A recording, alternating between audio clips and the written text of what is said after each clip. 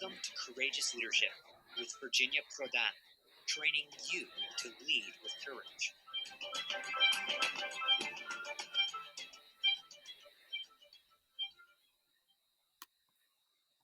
Hello, everyone. We are so happy you are here.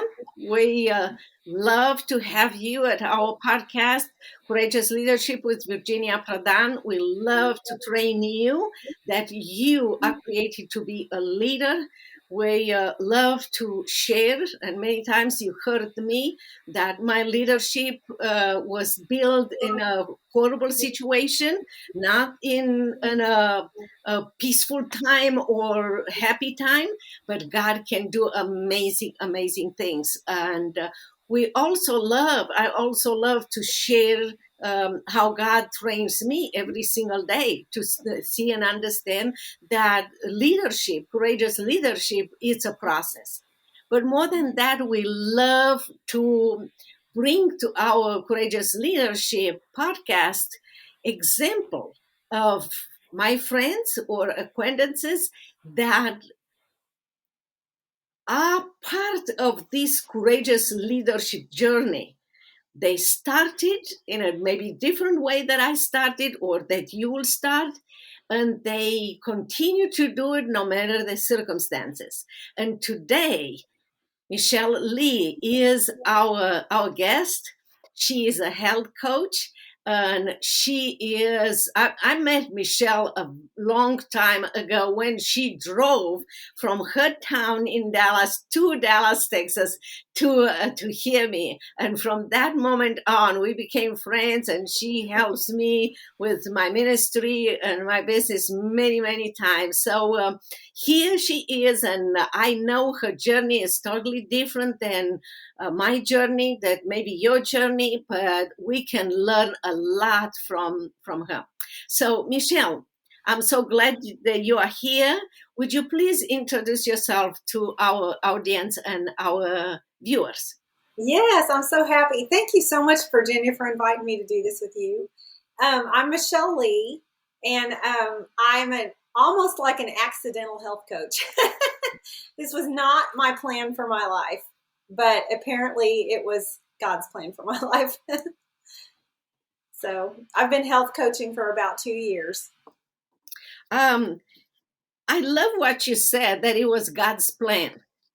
For many people that already read the book, Saving My Assassin, My Memoir, or if you will read the book, many times I am saying that when I was 6 years old, I heard my parents, being fearful outside of the home and doing whatever the socialist and communist government will ask them to do, and whispering inside of home how horrible the government was.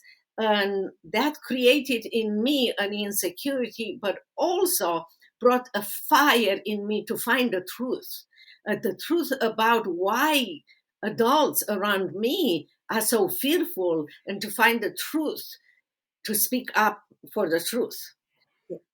I want you to know that as I started my journey of courageous leadership, as Michelle started at God's desire and directions, I want you to pay attention in life. When you say to something, oh, this needs to be done, it's not correctly done, or I know another way to do this, that might be your mission.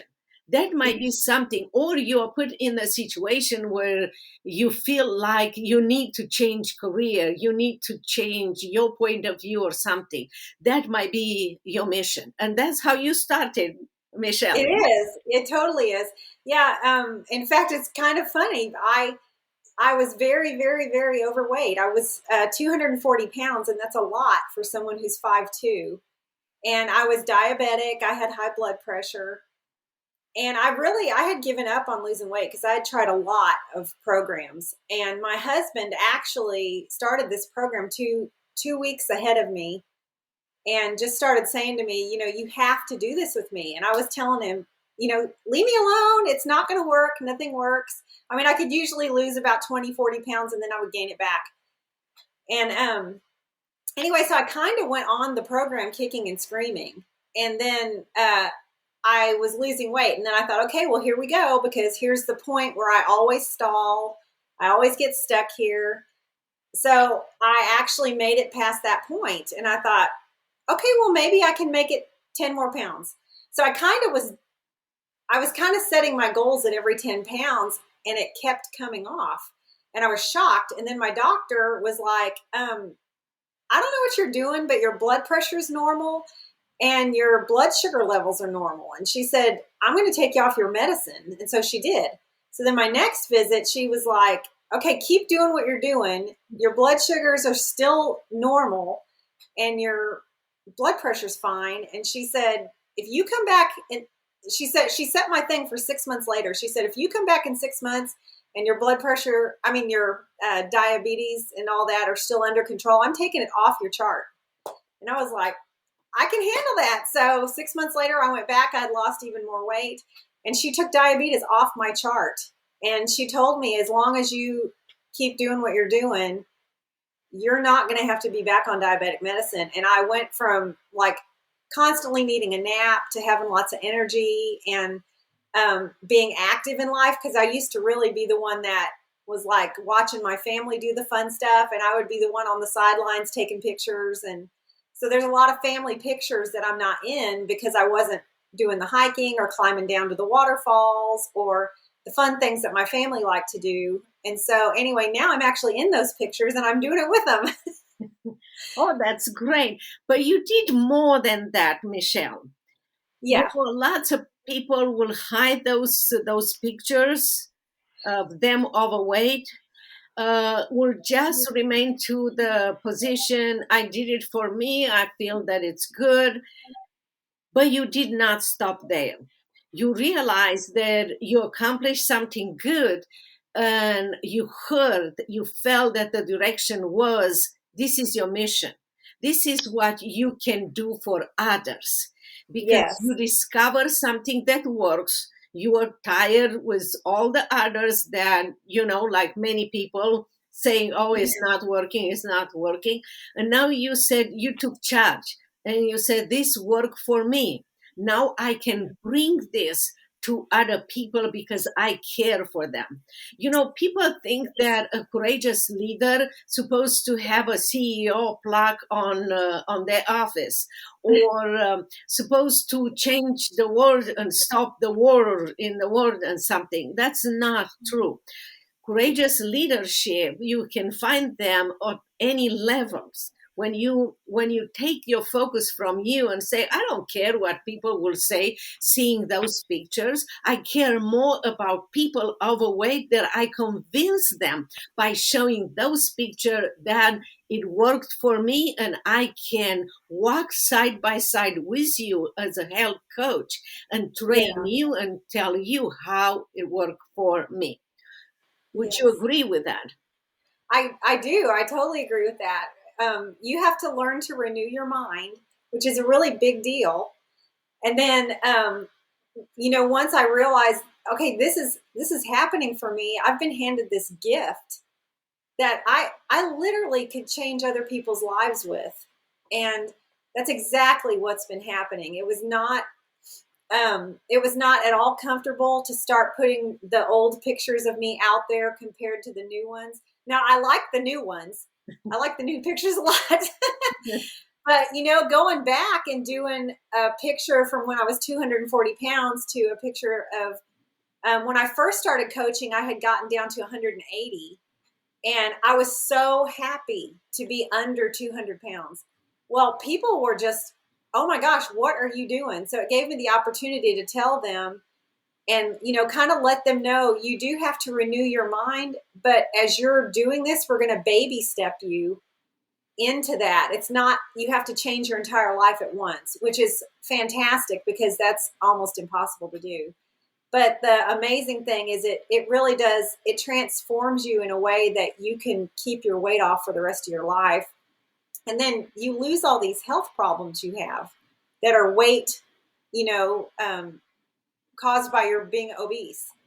But I've had people come to me who are really overweight, and I've had people come to me who need to lose 10 or 15 pounds. I don't even care. It just makes me so happy to be able to share this with people and, let them find out for themselves that it does work and it can last. It doesn't have to be a yo-yo diet, which is not good for you anyway. Yeah, that is so true. What you exemplify is, I feel like my mission here now in America is to share with others that we can overcome the obstacles and the darkness, because I experienced persecution in Romania, and also Yeah. how to train them for the coming persecution. Not everybody has this mission. You experience a different circumstances, and you made out of that that was uncomfortable, you made your mission. Somebody can be at home raising kids, and that can be their kids, molding them.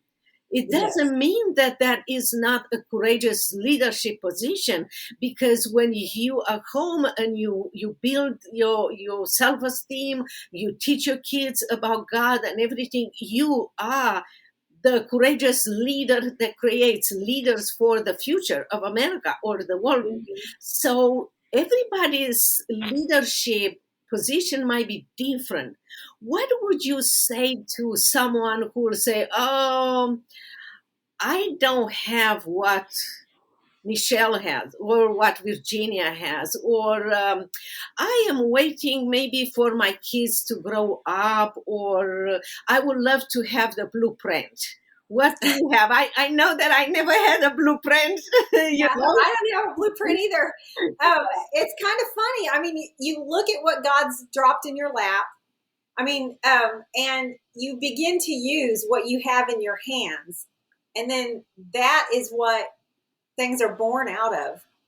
Be faithful with what you've been handed. And that's where the growth comes. And I mean, it was scary for me to step out and start saying out loud, I weighed 240 pounds. I mean, women just don't do that. We hide that with everything in us because that is nobody's business. But when you find out you have a gift that can change someone else's life, you'll humble yourself that way. And even to the point of sometimes being afraid or embarrassed to share.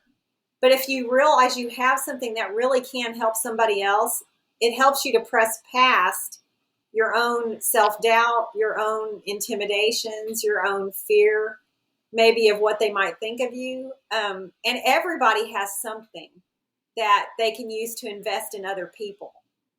So that's what I would encourage them with. Just look at what you're holding in your own hands and see what you've already been given and press past the awkwardness of possibly sharing that with someone and go help somebody. It's amazing. I mean, it really is. It's so fulfilling, isn't it, Virginia?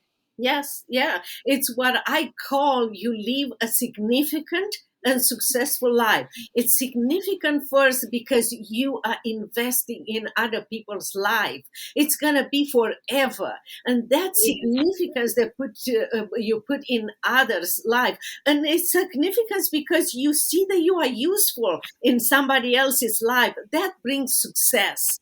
And that brings to you a fulfillment, because you're right, in each one of us we have particular skills, we have a particular sphere of influence, we have a particular area where we are entitled and established by God to work, and that can be what we want to do. And it's a waste of time to compare yourself with others, and the evil one will love to do that, and to think that, why don't you do, you are unique. Each one of us is unique. God created us unique. He doesn't make copies. And for that reason, you have your own mission, and your relationship with Christ will grow so closer that you will hear from Him. You will have resources. You will have everything. God uses people like you and me to train people in different areas, but everything comes from the Lord and the way He trains us. So before we leave, tell us how people can connect with you. Okay. If someone wants to contact me, my email is goteamlee@yahoo.com. That's easy. Or my cell phone, I don't mind people calling me or texting me, is 903-948-7533. And I talk to people all the time. So I'm happy to talk to anybody that has questions or, whatever. So thank you. Great. That is great. Thank you so very much for being here. Thank you for all the values and encouragement. Yeah, thank you for having me. Sounds good. Until next time, thank you so very much.